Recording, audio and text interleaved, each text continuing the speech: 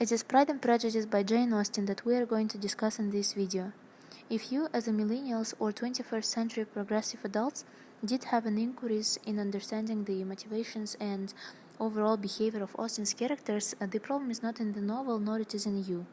If you had troubles in following, understanding, or sympathizing with majority of female characters, as I did during my first reading of the novel, this video was made to create a bridge between the 21st century readers and 19th century characters.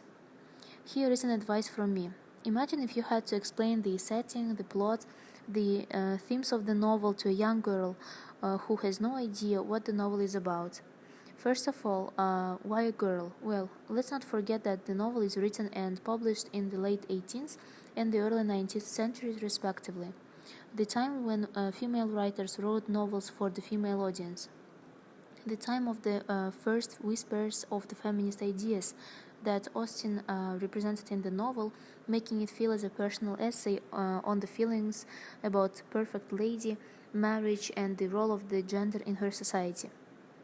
A woman must have a thorough knowledge of music, singing, drawing, dancing, all the modern languages to deserve the word.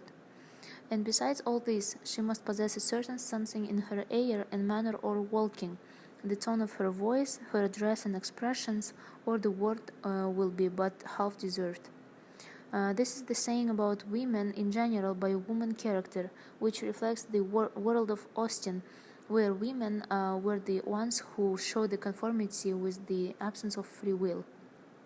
Certainly, the time is different from today's, but it doesn't prevent us from learning a great deal of how people behave in a modern world, and is it possible to understand the motivations of people from the beginning of your relationships.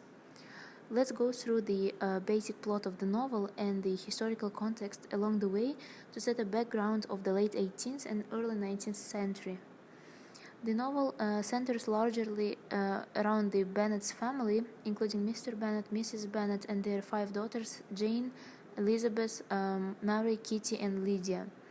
Mrs. Bennet, who is ridiculously desperate, especially to the modern readers, in her behavior, that she wants her daughters marry to wealthy men and wants her firstborn Jane to marry Mr. Bingley, a new neighbor, very wealthy and extraordinarily kind. From this point, the plot of the novel develops around the concepts of marriage and family, which made me think of these concepts themselves, how different can be the understandings of marriage due to the class, gender, or the generation. In the early 19th century, marriage was the only option for the respectable women. There was no such thing as building a career in your 20s and worrying about marriage later.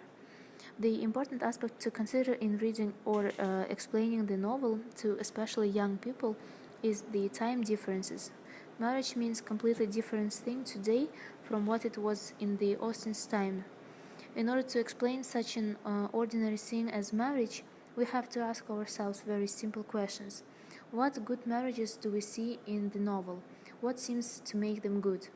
And the second question, did Charlotte make the right decision in marrying Mr. Collins?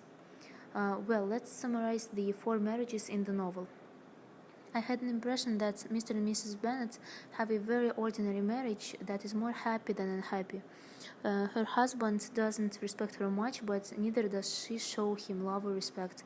He adores his daughters, but has done nothing to ensure their futures. Contrary, his wife, Mrs. Bennet, is worried about their future and even at the expense of their happiness. Jane and Bingley marry for the purely love-related reasons. They were attracted to each other from the first sight. Elizabeth and Darcy are in love, and they had obstacles, and they went through them together. Charlotte and Mr. Collins have a practical marriage. He needed a wife, and she wanted a husband. It can be thought that she is the one who gets all benefits. But in my personal opinion, I see both sides to win in the same way. There was one more marriage between Lydia and Wickham, and I think that this marriage was the saddest one, because they have chosen to marry not for love but for lust. We've seen four marriages in the novel that are different from each other in their reasons and the level of happiness, even so we cannot measure it objectively. For me, Jane and Mr. Bingley, despite the fact that he was very dependent on his friend Mr. Darcy, represent the ideal relationships that even seem unrealistic. These fluctuations in marriage types also represent the mix of romanticism and realism in the novel overall. I hope you enjoyed the video. Thank you for your attention. Read the novel again.